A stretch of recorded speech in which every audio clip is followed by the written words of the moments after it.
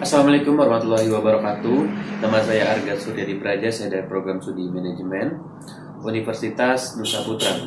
Saya di sini akan membahas sedikit mengenai materi investasi saham syariah, tugas teori portofolio dan analisis investasi.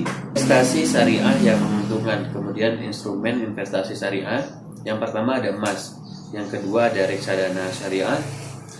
Bisa didefinisikan sebagai wadah aset atau efek berprinsip syariah untuk menghimpun dana yang dikelola oleh manajer investasi. Reksadana dapat dianggap syariah kalau akad, cara pengelolaan, dan portofolio tidak bertentangan dengan prinsip syariah yang tertulis di OJK. Kemudian ada peer-to-peer syariah. Peer-to-peer lending adalah sarana pinjam-meminjam antara pemberi pinjaman dan penerima pinjaman yang terhubung secara online. Kemudian mengenai obligasi syariah.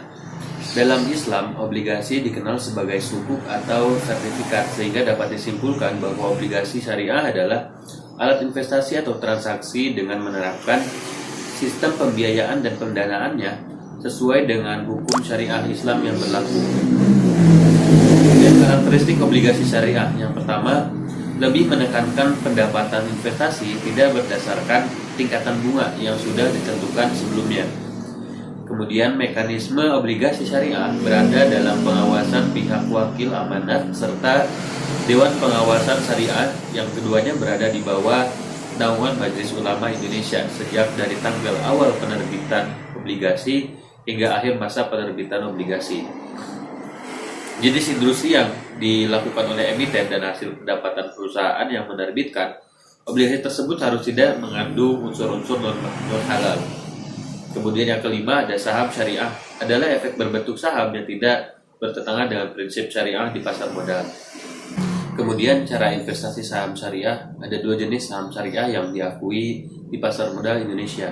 Yang pertama, saham berbasis syariah adalah saham di mana perusahaan yang mengelola sudah menyatakan diri sebagai perusahaan syariah sejak awal perusahaan berdiri dan memiliki dengan pengawasan syariah.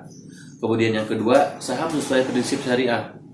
Perusahaan yang tidak tercatat sebagai perusahaan syariah tetapi saham yang dimilikinya memenuhi kriteria syariah sesuai peraturan di OJK. Kemudian cara beli saham, yang pertama ya daftar melalui perusahaan sekuritas atau broker saham. Pastikan memiliki izin PPE atau WPPE dengan tercatat di OJK dan ikuti step by step-nya. Mungkin hanya itu yang dapat saya sampaikan, kurang lebihnya mohon dimaafkan. Wabillahi taufiq wal hidayah. Wassalamualaikum warahmatullahi wabarakatuh.